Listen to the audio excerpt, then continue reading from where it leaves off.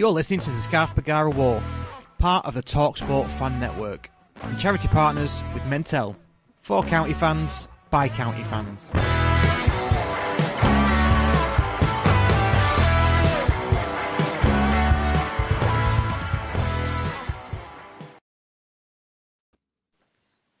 Hello and welcome along to another episode of Courtyard Club Call. We're on episode 26 and we're going to look at the Peterborough home game that was played on Friday night under the lights. Unfortunately, we have no Jimmy with us today.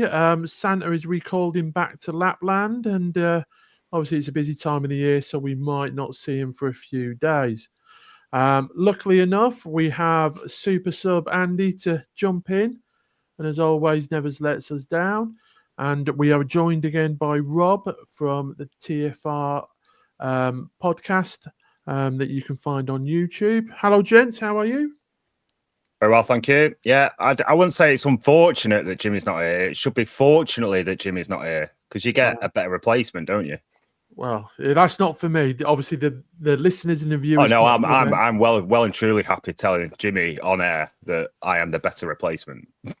I'm staying out of this argument. Yeah, fair enough. Although, when you start asking me about stats in a moment, Dan, I'm pretty sure our listeners will be calling for Jimmy to be back next week. Oh, well, we won't go too stat heavy, obviously, knowing it's a Friday night game and there's still people like yourself that are still a little bit under the weather. And, yeah, that's it. Under the weather. Good term. Yeah. So Friday night under the lights, just before Christmas.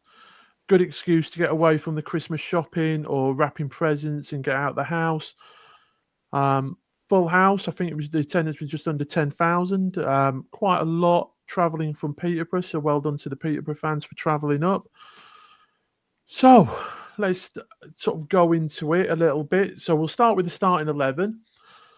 And it was a bit of a weird one, really. I thought that there was going to be quite a few changes. And the one change I wasn't expecting was Odin Bailey coming in for Callum Connolly.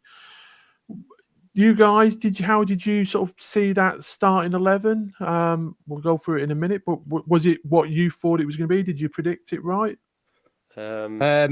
Go on, Rob. You go. You go first. Are you sure? Okay. Yeah. I wasn't expecting Bailey to come in. I thought he. I know we'll go into it in a bit more detail, but yeah, I'm on the fence at the moment with Bailey. Don't get me wrong; he's a brilliant player. He is a brilliant player, but I don't know. Is he one of the players knocking on the door to be on the first team? I don't know. He seems to have a good sort of 20, 30 minutes in him, doesn't he? Yeah. But in terms of starting lineup, yeah, pretty much those players pick themselves at the moment, don't they? What about you, Rob? I know there's a lot of talk on your show about maybe Corey coming back in goal for Ben. Yeah, I mean, we spoke about it last week, didn't we? About big changes, whether or not Chalnon will do that. And I think I was asked on air last week about whether or not Adai could possibly go in, and I was kind of all for that decision. He obviously didn't do that. I was surprised with Odin Bailey. He's been a little bit hit and miss, to be honest. As far back as him signing permanently last January, he's not been quite as consistent as he was before that. So I was a bit surprised with the team. Also changing formation as well. It felt like we went from a 3 at the back to more of a 4 at the back. But I thought he came in and did well. So I think, yeah, a couple of surprises, but not too dissimilar, mostly. Yeah, I think, like I say, I thought it was a 4-1-4-1. So obviously we go through the lineup. It was obviously Ben in goal, a back 4, I believe, with Torre, Pye, Horsfall, and Macca. I thought Lewis Bate was the sort of sitting quarterback as such, and then sort of a pushing midfield 4 of Barry, Camps, Collar, and Bailey, with Wootton up front on his own. I believe it changed a bit during the game. I don't think it was a formation that was settled. At times it was very much 4-3-3, and then, like you say, 4-1-4-1. It was very much, like I say, a dynamic, fluid formation. It sort of changed a lot throughout the game. So, Yeah. Guy, yep, sorry. No, I was just forgotten what I was going to say. You go, Dan. This is what it's going to be like for you guys today. So, what before kickoff and after seeing that starting lineup, what were sort of your feelings about the game and how you felt about before the sort of the kickoff after seeing that starting 11? And we'll go to you, Rob. I mean, I was happy to see Callum Connolly not start. To be honest, I've not been particularly impressed with him since he came into the team. I think he made a couple of mistakes. Obviously, the big one was in the cup, wasn't it, against Brackley? I thought he could have been dropped after that, so I was happy to see him dropped. I felt confident enough going into the game with the team we picked. Obviously, Peterborough, we knew that they're a team that they do score a lot, but they'll concede a lot as well. So I always felt we were going to win the game. Even that second string team which we played in the EFL Trophy sometimes I think would have been strong enough, or I would have felt confident for us to get a result with that kind of team. Obviously, it turned out to be a trickier game than we thought, but we'll get into that in a bit. But yeah, I felt confident with the team. Yeah, same here, really. I was surprised, actually, that he didn't, because he have got pace on the wings, haven't they? And I thought that Torre got found out a little bit last night. I don't think he had one of his better games, since his sort of like this season. Every game has been pretty consistent, but I thought he struggled last night a little bit. And I think before we all knew that they're a good side going forward. So I was surprised that Rydell didn't start ahead of Torre, to be honest, because DC has said in the past, hasn't he, that he'll pick the best team based on who we're playing. Yeah, I think there was a comment from Dave Challoner in his post-match interview about that we missed the pace that Teo offered on that left, and if he wasn't injured, then he would have been a serious contention. Right. Okay. Fair enough.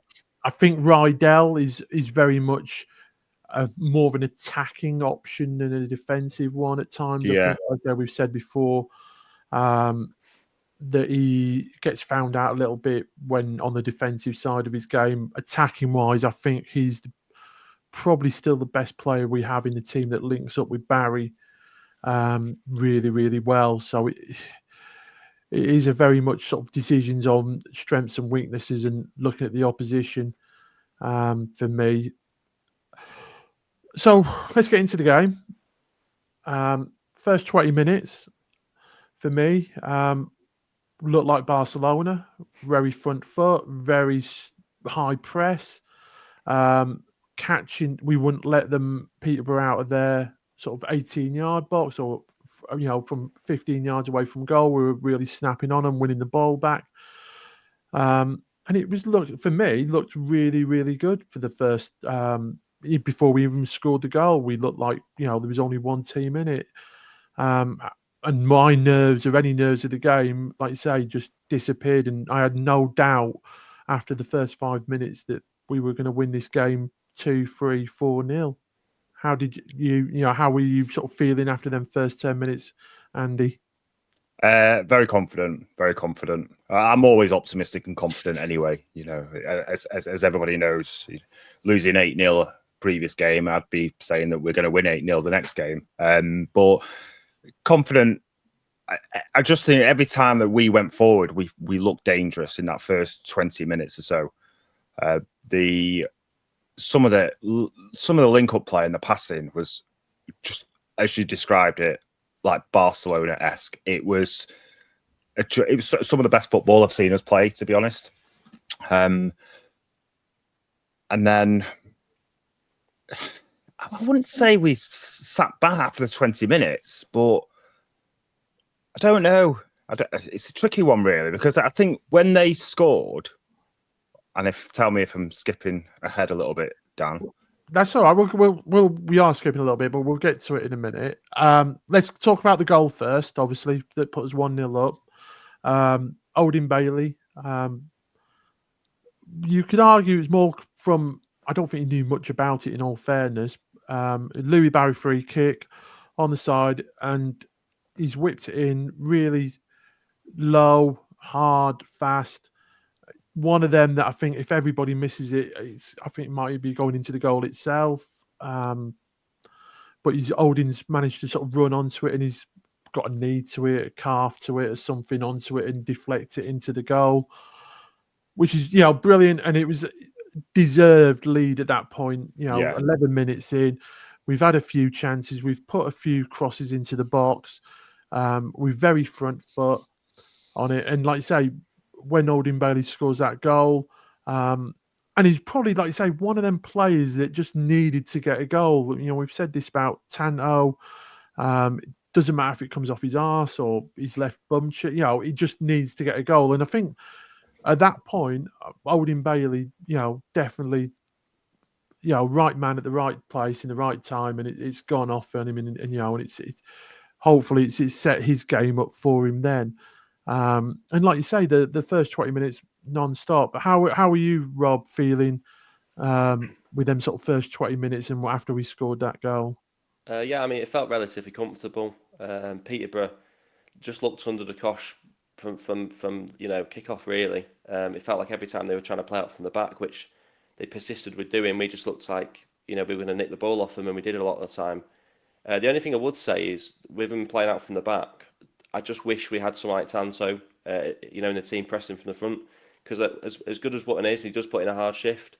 He's not quite quick enough, and I think that if we'd had Tanto pressing from the front with the way they were playing out from the back, those first sort of 10, 15 minutes, I think we could maybe have 2 or 3 on the transition just from catching them out from that. But yeah, when the free kick went in, it just felt like, we're going to win this, 2 or 3 or 4.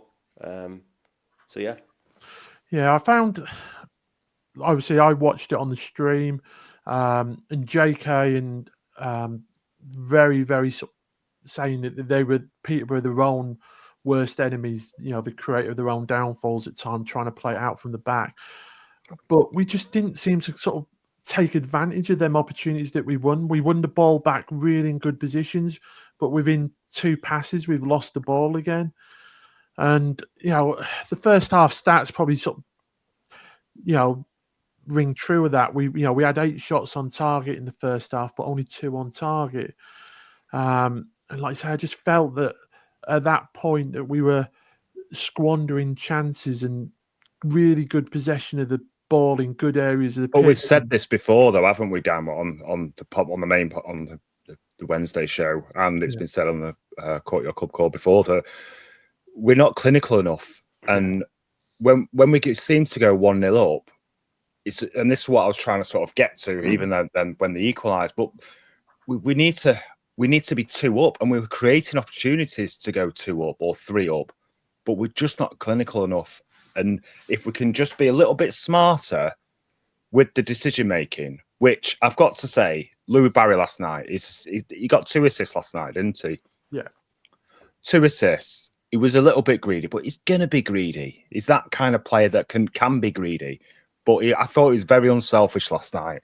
And I know he does get a bit of stick from some people because he is a bit too greedy, but he can afford to be greedy. But I just thought he was brilliant last night. But when the goal went in, and believe it or not, I missed the goal, and I was actually in the ground, in the stands, in my seat, and I missed it. I was going to say 10 minutes in, you wouldn't have been at the bar. 10 minutes in I was in my seat, and I still missed it because a friend of mine was back from New Zealand. So he's the chap that you gave your other ticket to. Yeah. He was asking me a question about Olding Bailey, and I was giving my answer. And then next minute, I just hear a massive cheer. So I still managed to miss it. Even you were saying he was Dobbins, he doesn't score goals, then he scores a goal.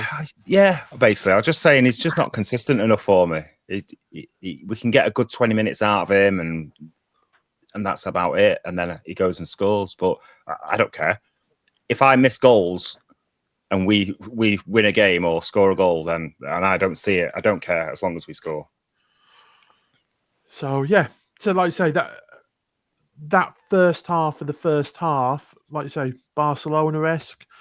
And then 32 minutes comes along and there is an absolute massive swing in momentum. And County go from looking like Barcelona to the dog and duck. We look like the Stockport County of the first time we got relegated from League Two in that National League, didn't we? Just so disjointed. And it was as bad as Peterborough were playing. It was like they were listening to John Kieran, and the whole team. We went, hold on a minute, we can play worse than that. Hold my beer, Ben goes, I can do worse. Hold my beer, and we just completely lost everything that we were doing really well in the first 20 minutes. And I said to my Toby that this game is like a compressed version of the Stevenage game. We've got good shout that what happened in 90 minutes is actually happened in 45 minutes in the first half. It was that complete swing. It was just amazing how completely different that we looked once a little bit of pressure was just applied. And at that point, I'm praying for half time. I want get half time whistle, get the lads in, and try and shake them up or get into them, and hopefully they're there. What were your feelings about that sort of second half of the first half, Andy? Just as I said a minute ago, we were just disjointed. We looked like a team that have not played together. It was so weird, though, that transition from being 1-0 up to moving into this period where it was just so weird to watch, because I wasn't impressed with Peterborough at all. I thought they looked dangerous going forward, but it kind of petered out into nothing. And they were sloppy in possession. They gave the ball away a lot. But then so did we, as you've just said, Dan. It was just such a weird 20 minutes to watch. And then, unfortunately, it was my turn at the bar, so I had to go down at 38 minutes. So I apologise. I missed. Well, I did watch it on the TV screens, but there is a couple of minutes delay, isn't there? Yeah. But they equalised, didn't they? Mistake from Torre, I think, was it? Or he just got a bit skinned. Was it not Hinchliffe who sort of? Oh no, I'm thinking before that. What was that? Was that in the first half? That Hinchliffe. He had one in each half. Yeah, he had one in each half where he went a little bit slow on the ball and got caught out. Like I say, Peterborough had pace up front to burn, absolute electric pace, and it was individually, I thought their players were really good individually and technically, but just didn't seem to gel as a team. But yeah, like you say, it was a bit of a weird one. Their goal came from sort of bait and Torre sort of not putting the tackle in, holding off. The lad was in the penalty box and maybe they didn't want to give a penalty away, and he's managed to sort of dink it in. And same again, opportunity maybe to clear it, deflect it, and he's managed to get a shot away, and somehow it's managed to sort of go past Hinchliffe in the roof of the net. So yeah, Rob, you were going to say something? I was going to say it was with Hinchliffe, it was as if he didn't know his judgment of whether or not to come out or to stay in goal wasn't quite there. It seemed to be really off last night. People are going to think I hate Hinchliffe. No, I'm a big fan of Hinchliffe, obviously. Yeah, I'm getting that impression. Yeah.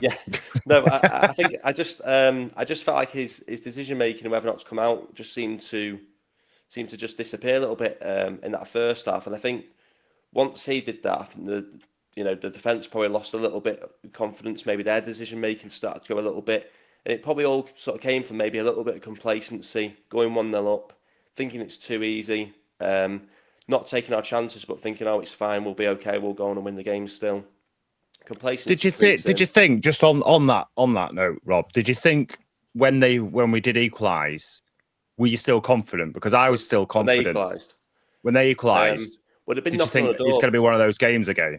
They've been knocking the door a little bit, and I was like, I tell you what, Peterborough, they either win a game 4-3 or they lose a game 4-3. With the way they were playing in that sort of 5-10 minute spell, and then they equalise, you're thinking, are we going to throw it away? Because we did a similar thing against Stevenage, obviously the other way around. We sort of equalised and then didn't kick on. But it did cross my mind a little bit with County, because this season, I know we've sort of gone on a bit of a winning because it's County. after Wickham, we did go on a bit of a winning run, but you're still not 100% sure what to expect. And they do have that ability to start well or do well in a game and just switch off. I agree. Yeah, we seem to be in a habit at the moment of only sort of playing really, really good football for sort of 20 to 30 minutes a game. Yeah. And unfortunately, sorry to overthought you, Dan. It goes on what we were saying before, though, doesn't it? That we need to be more clinical. So if we know as a team we've only got that 20, 30 minutes in us where, we're still learning this league. So there's going to be a transition of sizing it up. And I know it's nearly halfway through the season, but we're still a new team in League One. So you got to allow them for some of that. But if we've only got 20, 30 minutes per half or per game, we need to make sure in that 20, 30 minutes, because the team will know when they're playing well and when they're not playing well. We need to make sure we're more clinical. So we have that bit of a cushion. And that's the worrying bit at the moment, is that we don't have that cushion. So we equalise and it gets a bit nervy. But I was still relatively confident, as always. So finishing up that first half, some of the stats for you, it was 50% possession between the teams. County have had 8 shots with 2 on target. Peterborough have had 2 shots with 1 on target. And like I say, for a game that we're completely dominant in the first 20 minutes, Peterborough actually ended up having more passes than us in that first half, with 240 compared to our 232, with both teams having 190 accurate passes. So for a game that I thought we were really, really good for 2/3 of, and Peterborough only really sort of pushed us for that last 15 minutes. They ended up level pegging, obviously, in the score, but all the stats with, like I say, passes and possession were sort of level pegging as well. So, like I say, going into half time, I'm hoping there's going to be a shake-up. I'm actually expecting substitutes at half time. Challoner is known for making substitutes at half time. The big surprise was there wasn't any, to be honest. He's not changed anything. I don't really think there was much of a change in formation either. So obviously he's had a go at them and told them what he's expecting of them, and we start the second half. Was you expecting any substitutes or changes at half time, guys? Start with you, Rob. I thought he would make some changes, but I'm thinking about it now, and I'm thinking, like, well, who would he have actually brought on, and who would he decide to take off at half time? Because as much as we looked like we needed a shake-up, it's hard to sort of pinpoint that one player which did, terrible. So I think he probably wanted to give him a bit of a chance to sort of turn it around, because as I say, I'm thinking who would have really come on? I mean, is there anyone you would have brought on at half time? I would have probably brought Rydell on. Was he on the bench, Rydell? Yeah. I don't know. I'm not saying we need to start dropping Torre, because this season I'm probably one of his biggest fans, which is compared to last season I wasn't. But I don't know. I just thought he was getting done a few too many times, in my opinion. So I thought maybe, but I do agree with what you said, Rob. It's hard, isn't it? Because if you start making changes that early on, that could have an effect on making the team even more disjointed. I don't know. I think you've got to allow them 10, 15 minutes, which we did, didn't we? Yeah. Yeah, we never really sort of get going as that second half. Normally we start halves really, like I say, like the first half, and generally in halves, first or second halves in general, we start firing, out the blocks really quickly and try and dominate the game from the get-go. And we didn't do that. I felt we weren't as bad as how we finished the first half, but we just seemed very within ourselves, very cagey. That sort of trying to find ourselves into the game again, try and do the basic things really well, but we just didn't really sort of penetrate into their final third.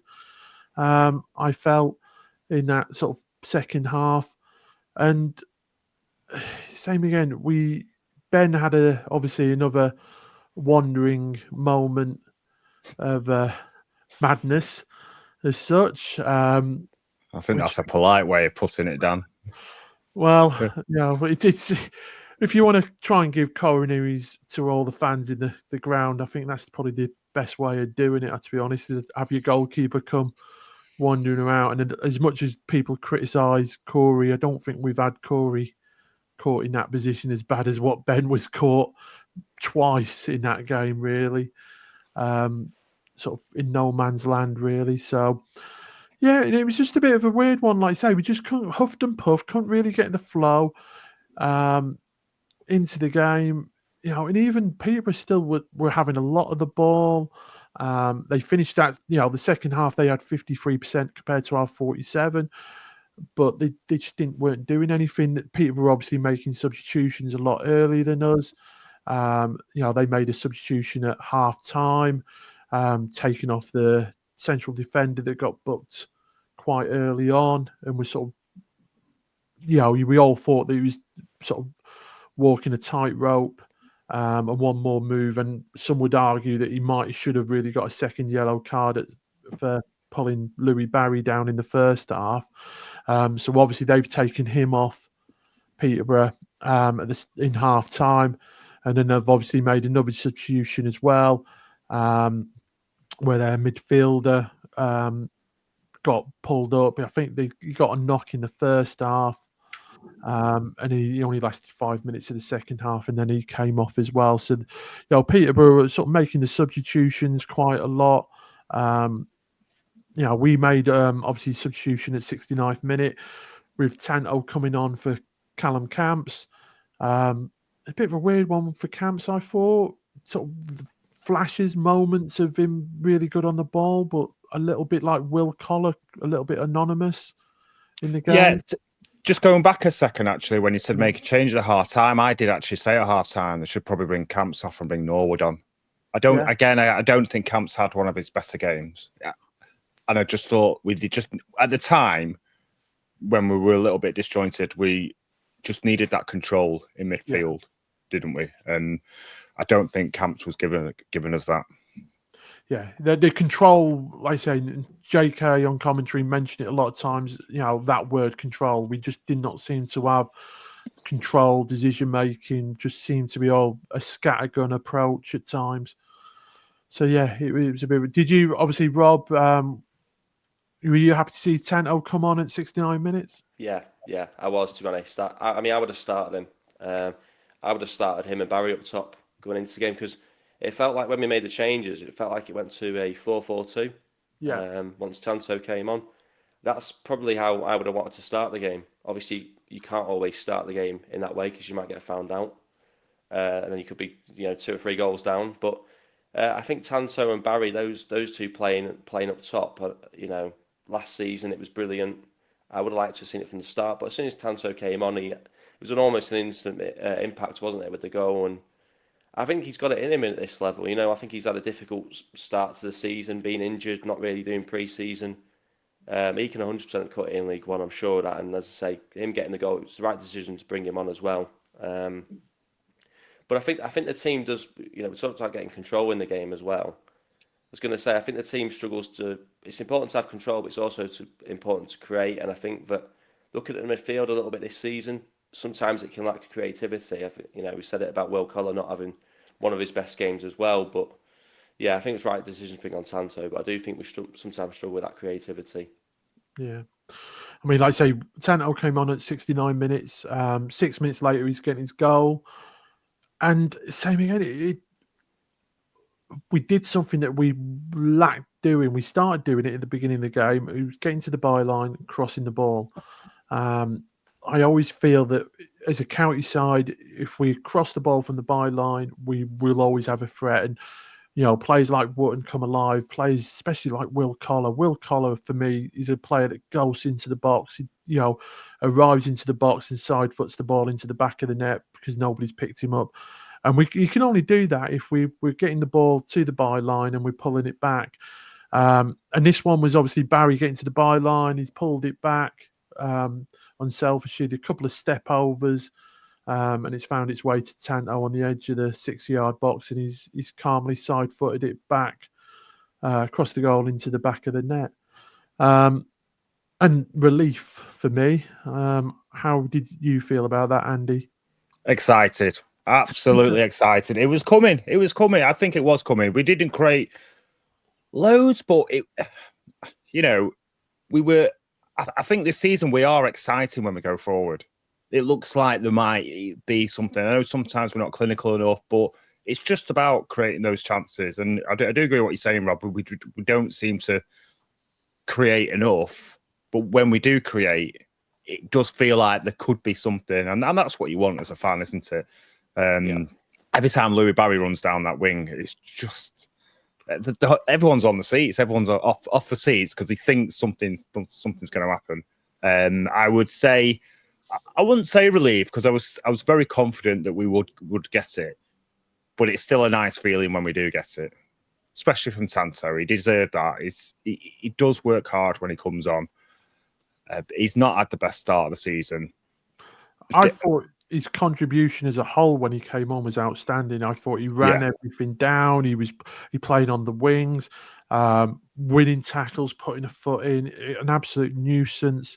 And like I say, that's the Tanto that we know that's in that player. That appearance from, like I say, when he come on as a sub, he was just absolutely outstanding. Same again. I'm a big fan of Carl Wootton's.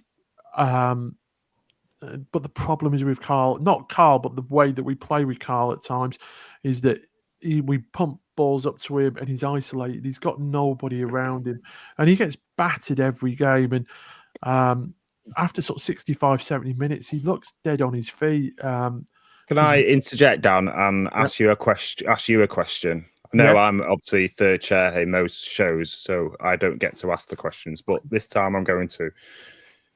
Do you think Wootton cries wolf a few too many times with this falling over? Because last night there was a couple of challenges and I just thought you can stay on your feet there.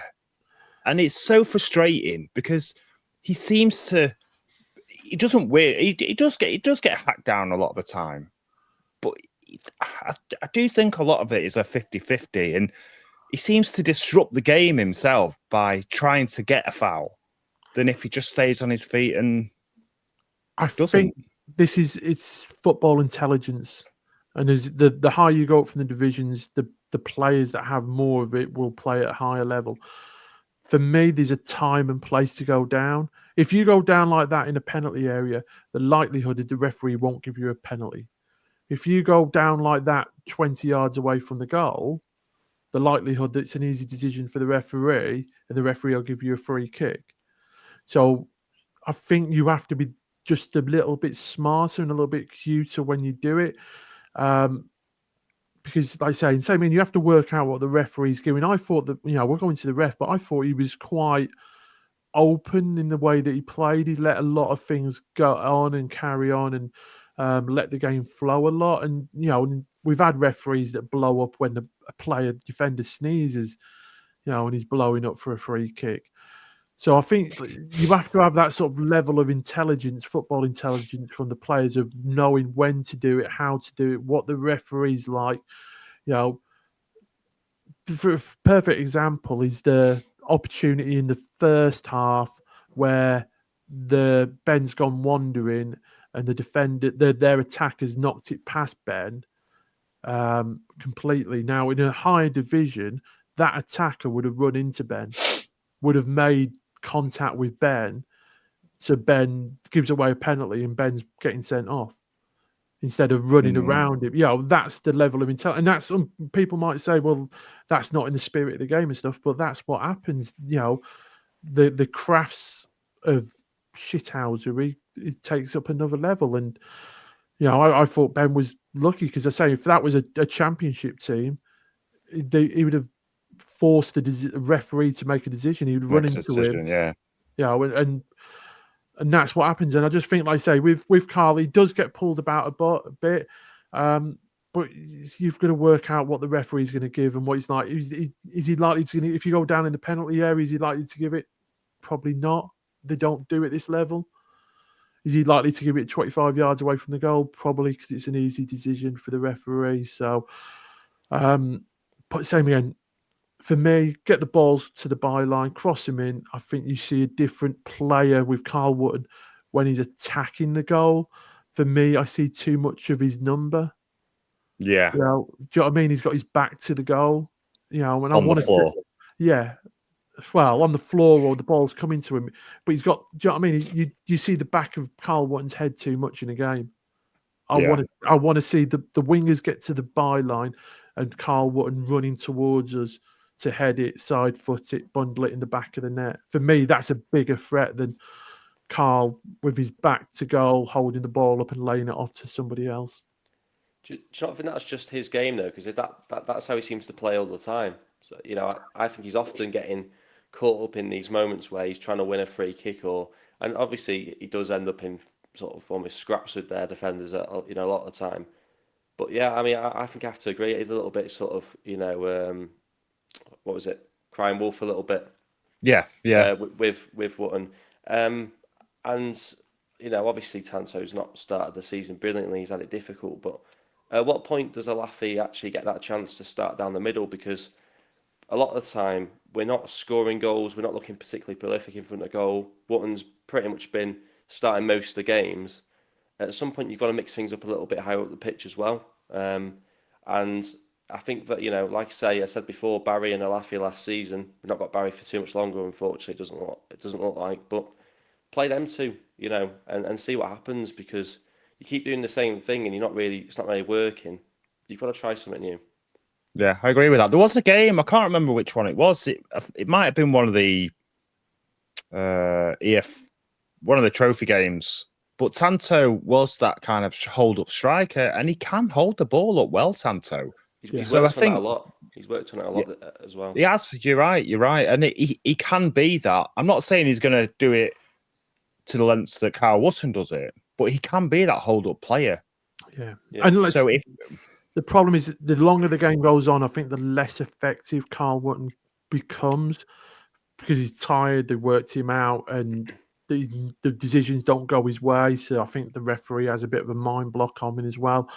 I just don't, for me, it'd be nice to have another player, if you want to carry on that, similar to a Carl Wotton, that you could come off the bench for 20 minutes and take over for him. But yeah, I think he's played a lot of games. And we talked about it last week. I actually thought that Carl would be rested for this game.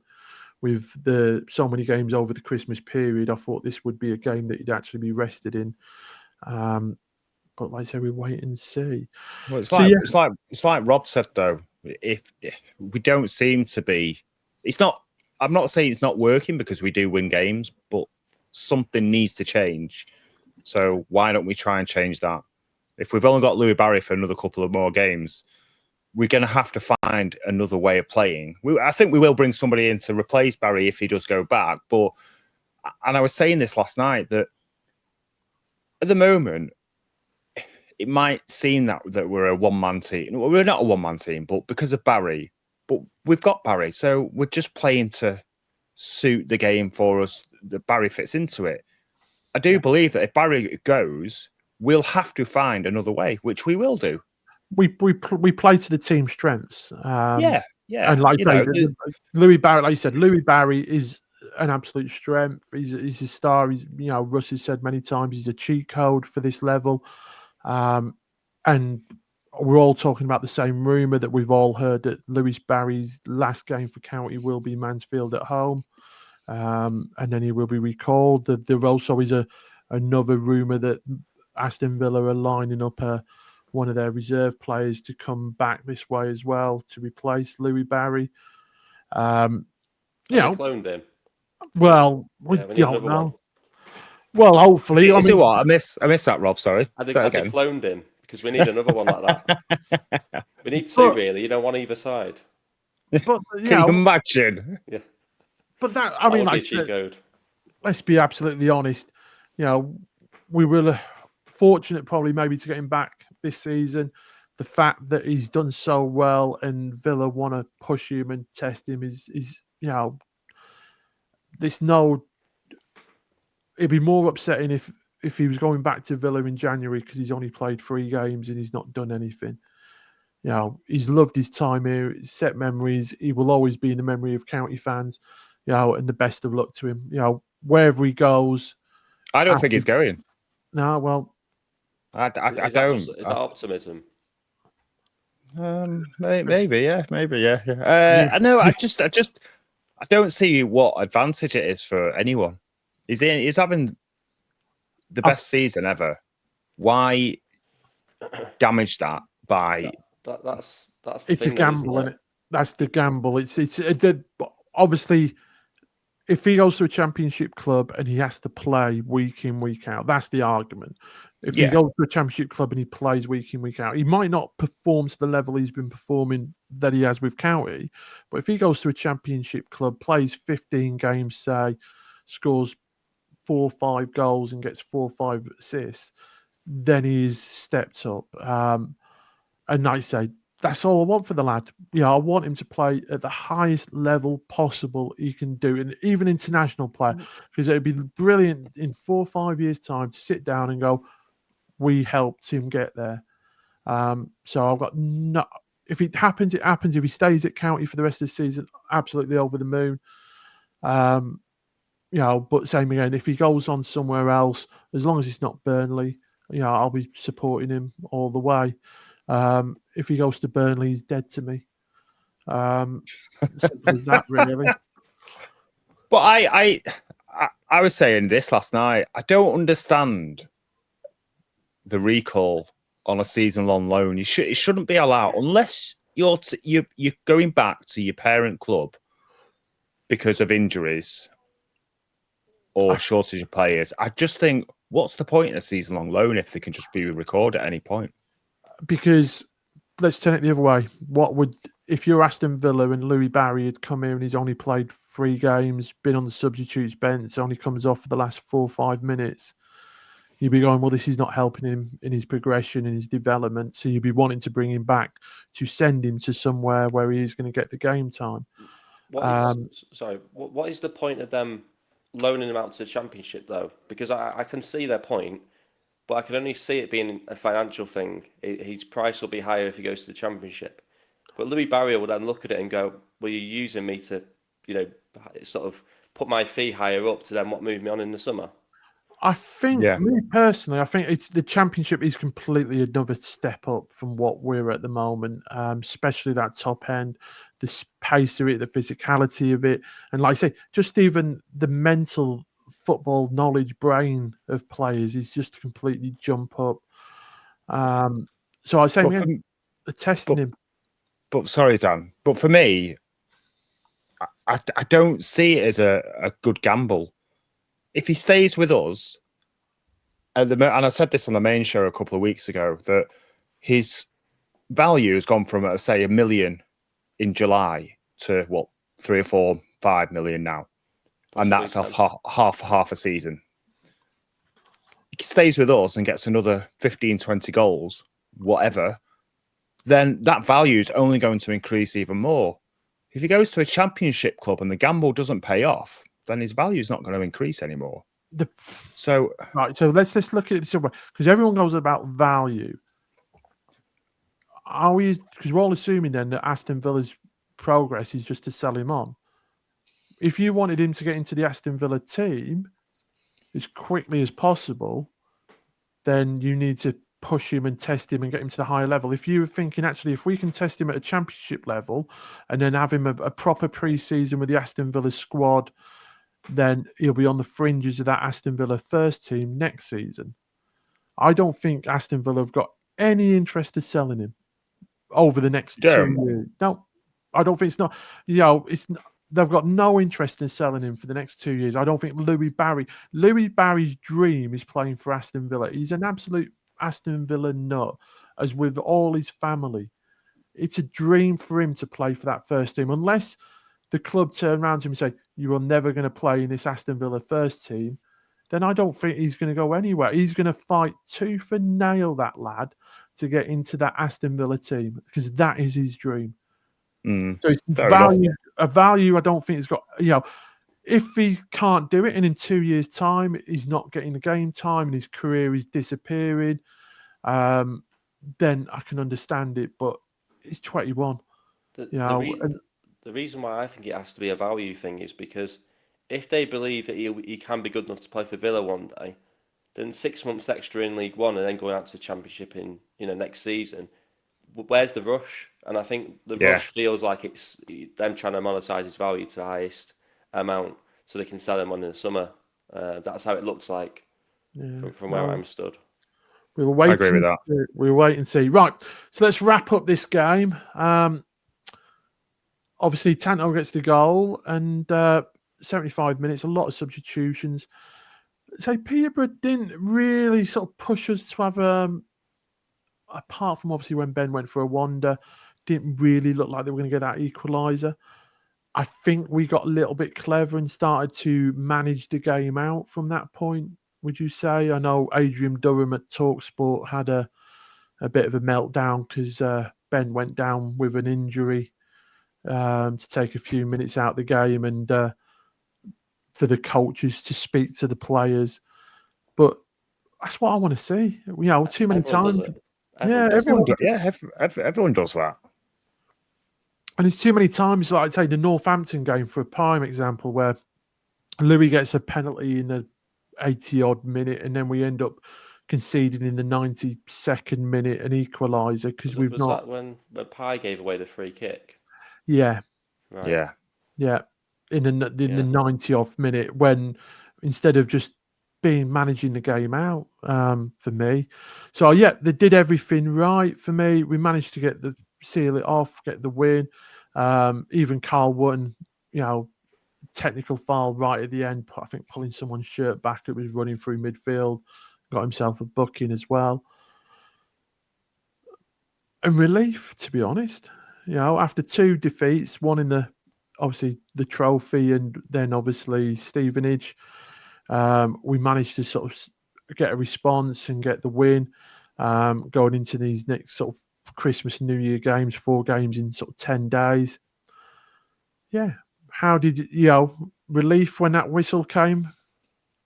The result was more important than the performance, would you say, Andy? I think the result was more important than the performance. We're going to get a good 20-30 minutes a game from us. So, as I said, it wasn't a relief for me.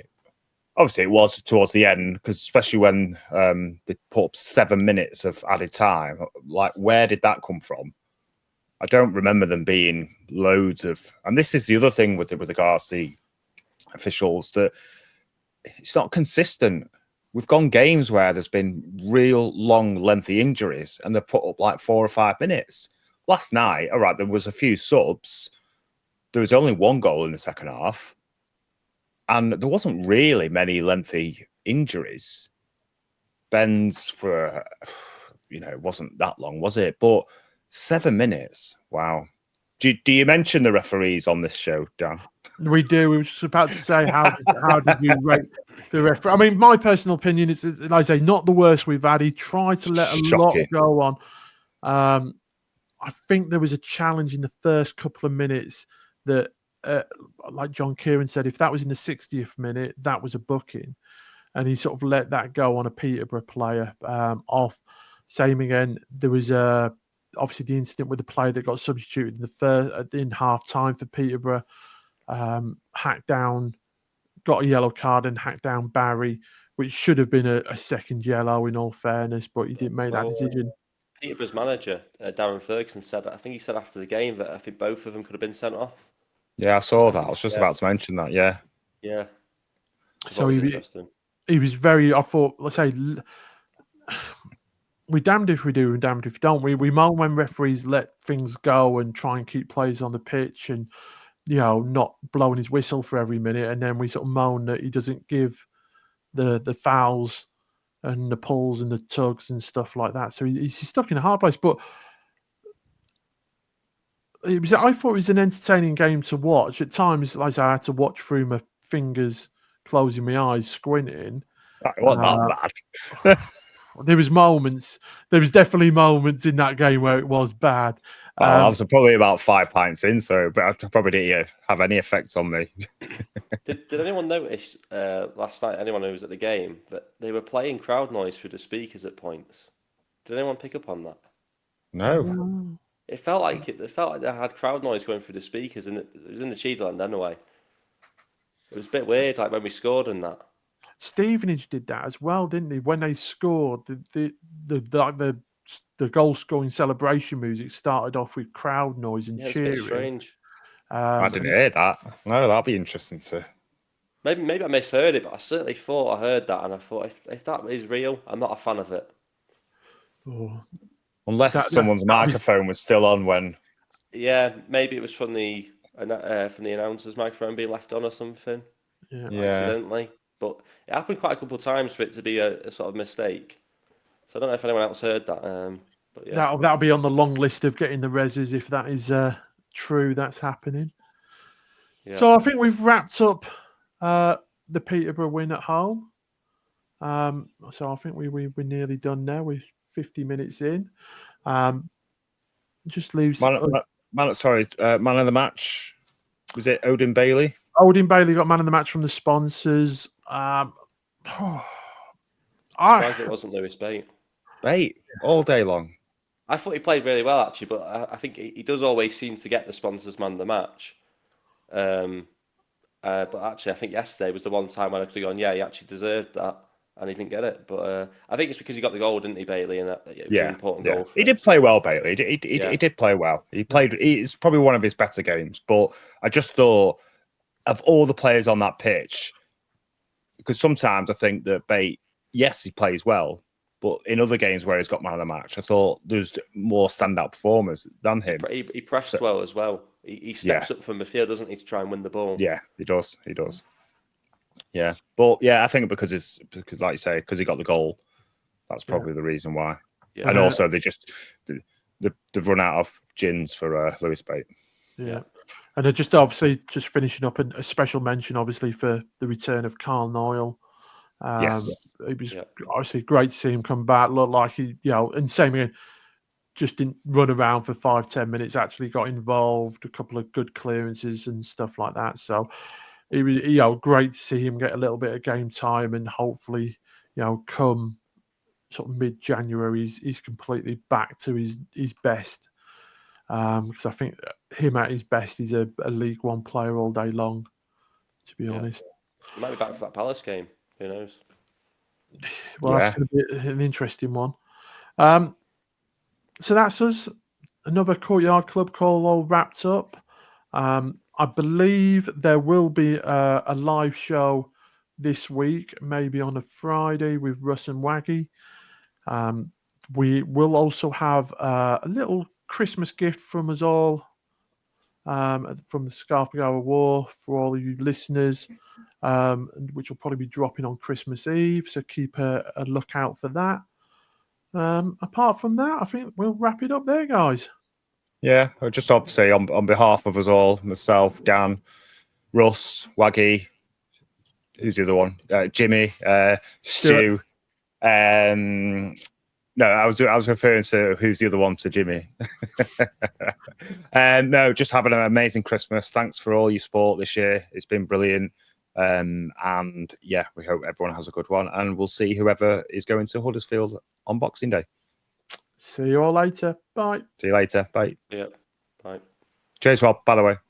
And that's a wrap for this episode of the Scarf Bagara War. We hope you enjoyed the podcast. Remember, you can catch us every week on your favourite podcast platform, whether it's Spotify, Apple Podcasts or Google Podcasts. And a huge thank you to all of our Patreon members. Your contributions help keep the show running to bring the content you love. If you'd like to support the podcast and get access to exclusive special guest episodes, ad-free podcasts and a monthly giveaway, head over to patreon.com/the Scarf Bagara War. And don't forget to follow us on social media for updates, behind the scenes content and more. You can find us on X, Facebook and Instagram, all at County Podcast. Lastly, if you enjoyed the show, please leave us a review and share it with your fellow County fans. Your feedback helps us improve and reach more listeners. Thanks for tuning in, and we'll see you next time on the Scarf Bagara War. Come on, County!